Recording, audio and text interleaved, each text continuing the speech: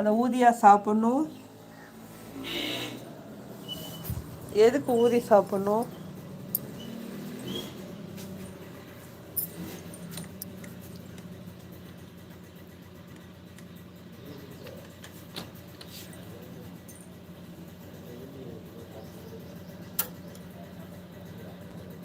இல்லை சிஸ்டர். என்ன இல்லை?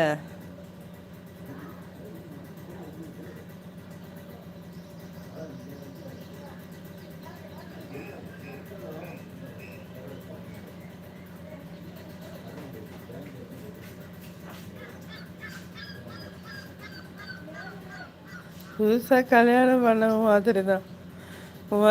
புதுசாக வண்டி வாங்கினா அப்படி தான், சும்மா இருக்க மாட்டாங்க.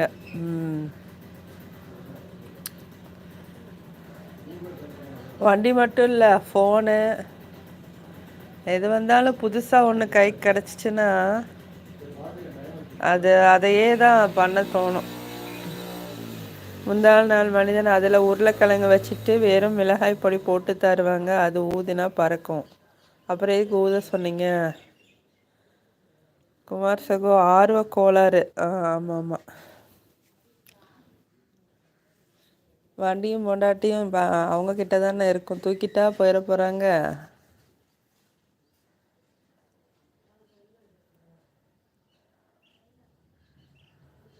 குமார் சகோ நான் சொல்வது எல்லாமே அடங்கியிருக்கு. ஆமாம் ஆமாம். முந்தா நாள் வந்து சும்மா சொல்லி பார்த்து அவனும் ஊதிட்டு அவன் கண்ணில் பட்டுருச்சு. ஈத்தாக்கில் நீங்கள் நின்றுருக்கணும், ஊதி விட்ருக்கணும், உங்கள் மேலே பட்டிருக்கும். அவன் தெரியாமல் ஊதி அவன் கண்ணில் பட்டுருச்சா?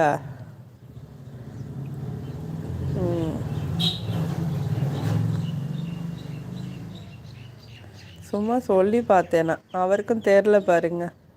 மிளகாப்பொடியை போட்டால் ஊதுன்னா கண்ணில் படும்னு தெரிய வேணாமா? அவ்வளோ பச்சை பிள்ளையா இருக்கான். நீங்கள் சொன்ன கிணத்துல விழுன்னா கூட விழுந்துடுவான் போல். அந்த மாதிரி ஆளுங்க கிட்டெல்லாம் எதுவும் சொல்லாதீங்க, உடனே செஞ்சிட போகிறாங்க. குமார் சகோ நான் சொல்வது எல்லாமே அடங்கியிருக்கேன். ஆமாம் குமார் சகோ.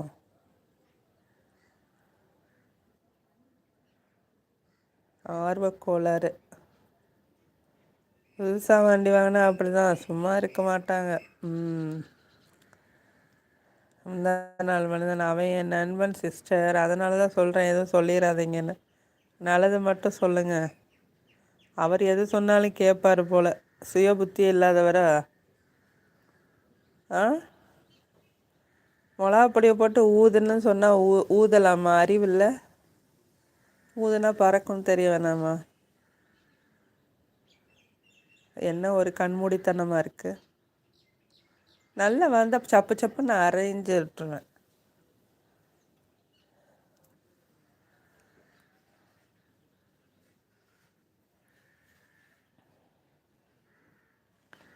நண்பன் சொல்கிறீங்க, நண்பனை பாதுகாக்கணும்.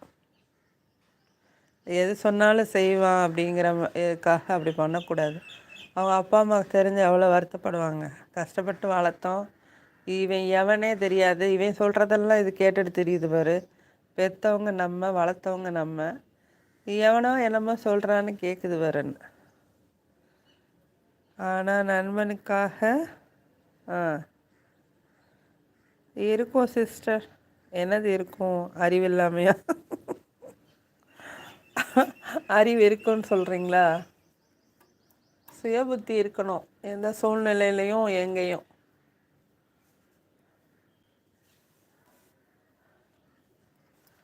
நண்பன் எப்போ துரோகியாக மாறுவான்னு யாருக்கு தெரியும்?